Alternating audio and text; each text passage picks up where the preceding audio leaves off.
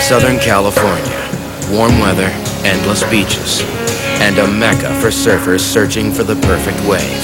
But in 1980, it was home to a very different kind of wave. In 1980, it was a sudden wave of very, very large bank robberies all up and down the California coast. Really, the only clue that it was the same gang doing all of these robberies was that one of them wore an oversized stopwatch around his neck. The name the stopwatch gang was actually invented by the FBI, who were just being driven out of their minds by this gang. Your average bank robbery take might be $1,500. With the stopwatch gang was probably several $100,000. As the stopwatch gang continued to cut a swath of robberies across California, the FBI were becoming increasingly frustrated by this gang that was roaring into banks and leaving with huge amounts of money and then vanishing without a trace. I remember vigorously investigating the stopwatch gang and not really getting very far. We didn't really know who they were. Part of the reason they didn't know who they were was they weren't from California. They were really living in Arizona. In Arizona, the stopwatch gang had a different reputation. They were known as successful concert promoters. And here was 3 of the most hunted people on the FBI's most wanted list. And everybody just thought these were 3 of the nicest guys they'd ever met. The gang's leader was so bold, he even charmed the wife of the local deputy. She came home one day and said, "Oh, I met the most wonderful people. The guy's in the music business. He goes to California quite often." In California, as the FBI was chasing dead-end leads, the gang's mastermind was planning his greatest robbery yet. The big San Diego robbery really was the product of months of meticulous planning. I remember hearing over our police scanner that the Bank of America had been robbed. They said that they had lost $283,000. It was clearly not your normal bank robbery. They obviously had done their homework. Mastermind Patty Mitchell had executed the greatest bank heist in San Diego history. The question is, how did he do it?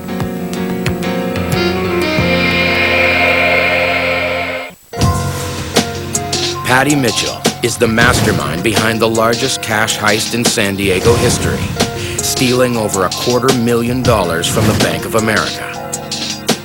What set Patty Mitchell and the stopwatch gang apart was really the intelligence, the planning, the cunning that went into everything they did.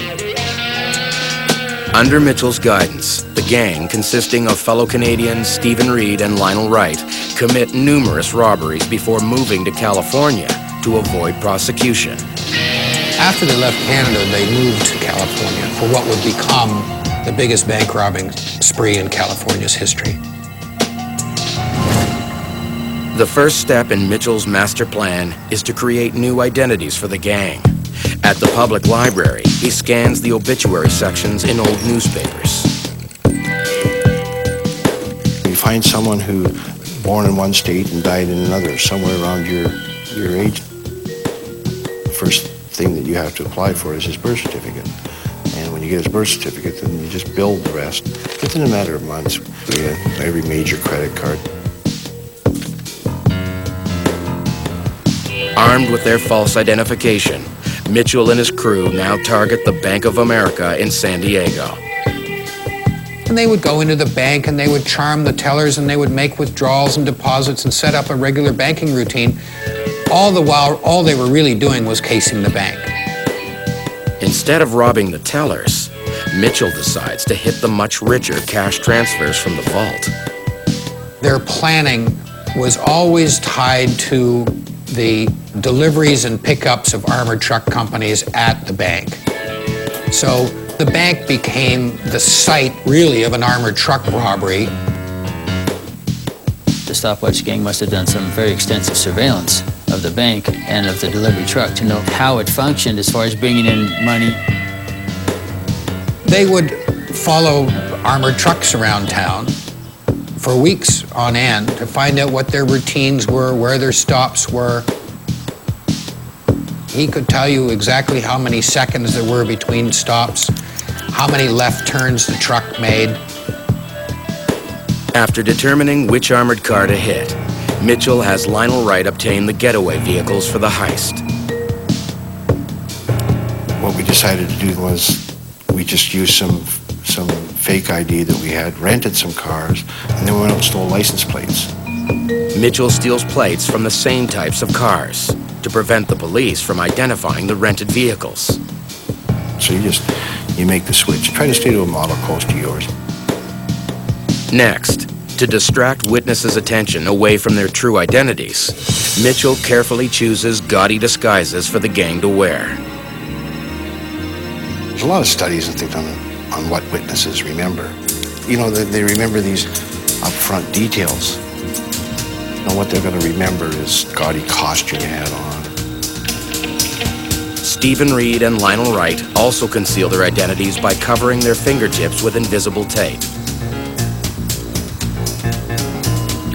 On September 23rd, 1980, after months of meticulous planning, attention to every conceivable detail, the stopwatch gang arrived at the Bank America branch in San Diego. And they arrive at the bank 5 minutes ahead of the armored truck delivery. Mitchell stays in the car as lookout. Wright and Reed enter the bank. Lionel Wright went to one end of the bank and began filling out a deposit slip. Stephen Reed went to the loans department with a briefcase and began rifling through some papers. We had to go in and sit inside the bank for what we hoped would be, a couple of minutes, the way we had it timed. Unfortunately for them, on that day, as Patty Mitchell sat sweating it out in the getaway car outside, the armored truck delivery was not 5 minutes late, 10 minutes late, but 20 minutes late.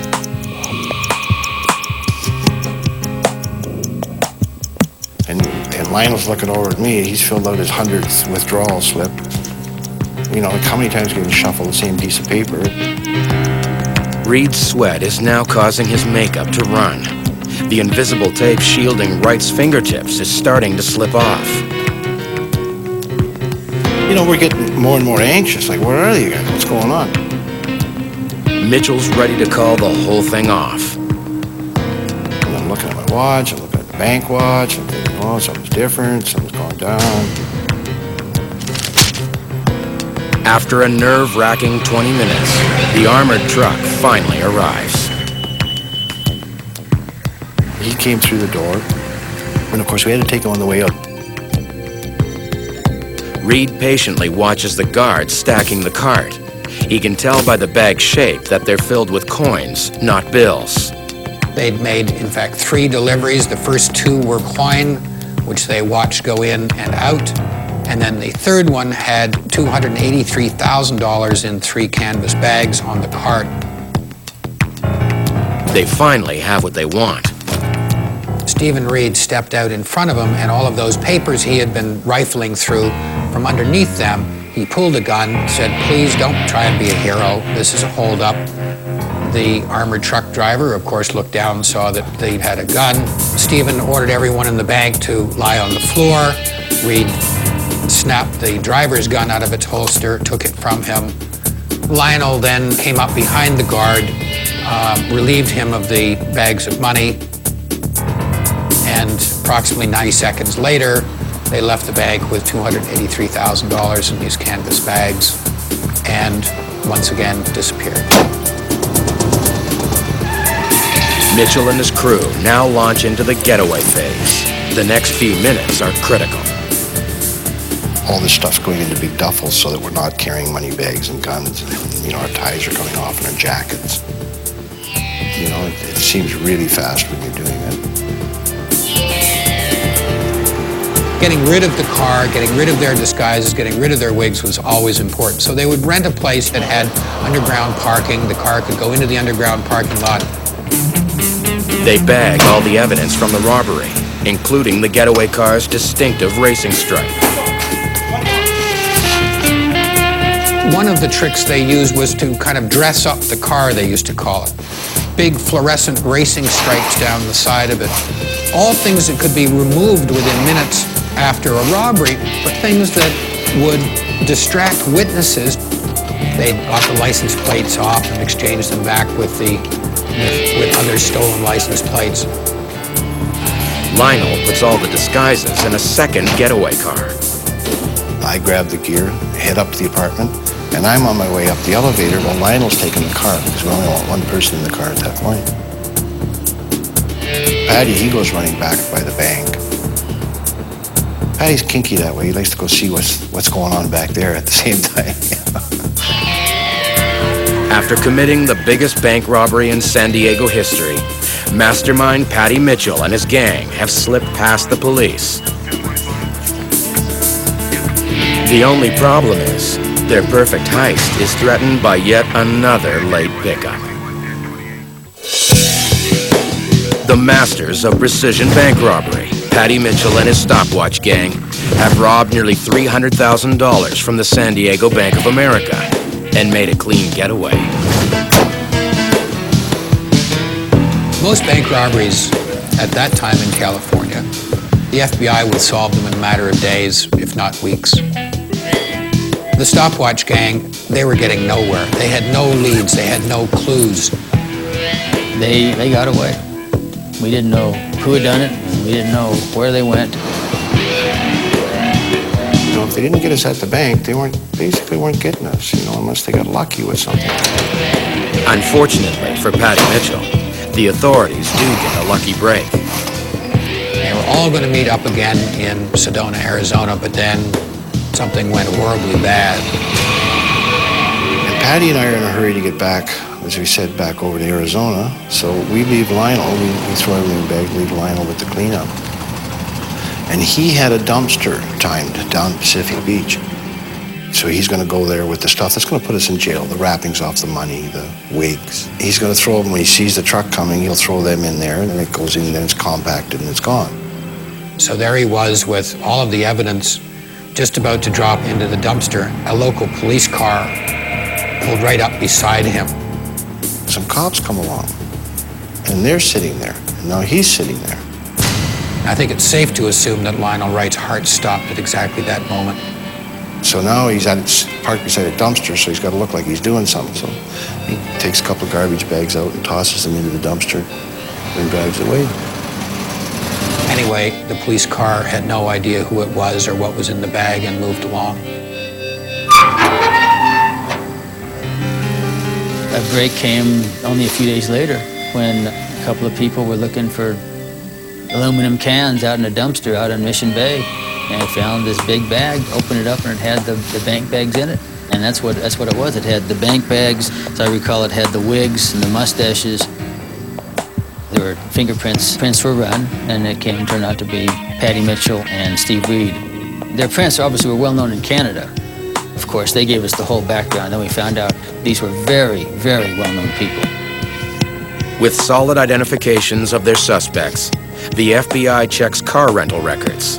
They come across a photocopied Arizona driver's license for Ronald Scott, a man who bears a striking resemblance to Lionel Wright. San Diego spoke with Steve Chenoweth in Arizona and made arrangements for them to be located and picked up. I got a call from the office in Phoenix telling me that we had a couple of fugitives in Oak Creek Canyon, which is just south of where I was. So they wanted me to go down, verified that in fact they were there. One thing that we did find in the Oak Creek, Sedona area is that they had made a lot of friends, and some of them were reluctant to give us a lot of information. Some of them refused to believe that they were the kind of people that we told them they were. Some just refused to believe that these nice guys would actually commit a bank robbery. Undeterred, the FBI enlists the help of the local police. We met with the FBI early in the morning at our office and made a plan. The agents found an address, but not familiar with Sedona. They asked me to go with them and find this house. The FBI stakes out the house, and that night, Lionel Wright is arrested at home in his bed.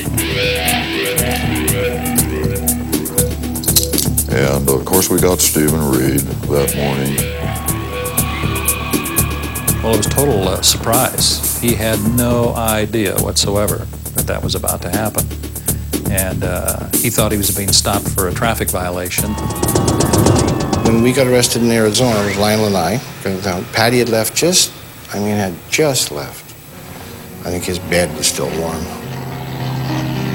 Patty Mitchell still wasn't finished with the American banking industry and went on a spree of very sizable bank robberies across the southern states. Patty continues to use multiple aliases and even has plastic surgery to avoid being recognized. In December 1981, using the name Richard Landry, he's arrested for robbing a department store in Phoenix. And Richard Landry had no arrest record here in Arizona. The judge set a rather low bail in the amount of, I think, $16,000. So it didn't take long for Patty Mitchell to post bail. And so he was long gone again.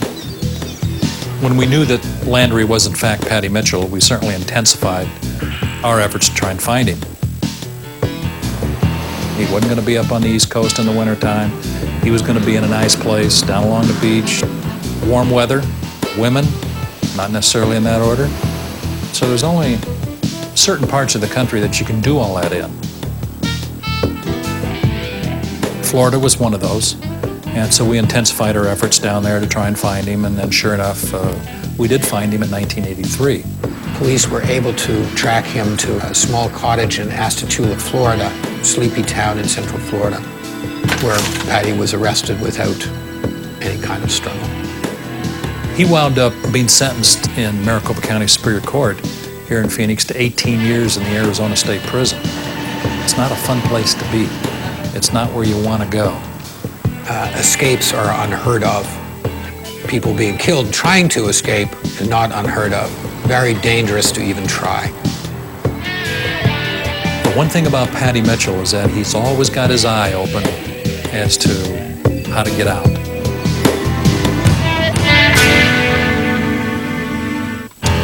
Bank robber Patty Mitchell is serving 18 years in Arizona State Super Maximum Security Prison. For months, Patty planned what would become one of the most outrageous escapes in the history of Arizona State Penitentiary. The warden described him to me as one of the nicest darn cons that he had ever met. So they gave Patty some of the lighter jobs, and one of the jobs that Patty most wanted was to janitorial service in the visitor room in the administration building. This gave him access through the ceiling to the air conditioning ducts. On May 9th, Patty Mitchell got up into the air conditioning duct, shuffled right over top of the warden's office, and out through a utility shed that led to the open. He walked across the parking lot of his super maximum security prison, got into a car, and disappeared. After his escape from Arizona State Penitentiary, Patty Mitchell moved to the Philippines. He was married and was really living the quiet life that he had wanted for so long. After a couple of years, when we'd been looking for him, he'd kind of dropped out of sight. But somebody called into the FBI office and said, "I think I know this man. He was my neighbor in the Philippines." And there is no extradition treaty with the Philippines. But once we did take them into our confidence, it didn't take long for word to leak out. A neighbor came to him and said, "It's funny, they're talking about you down at the police station." That was good enough for Patty Mitchell. As it turned out, the FBI missed him by one day. So the next morning, sure enough, he was gone. I had chased this guy around the country at various times in my life for, it seemed like 15 years. And it was just kind of like a bad dream that wouldn't go away.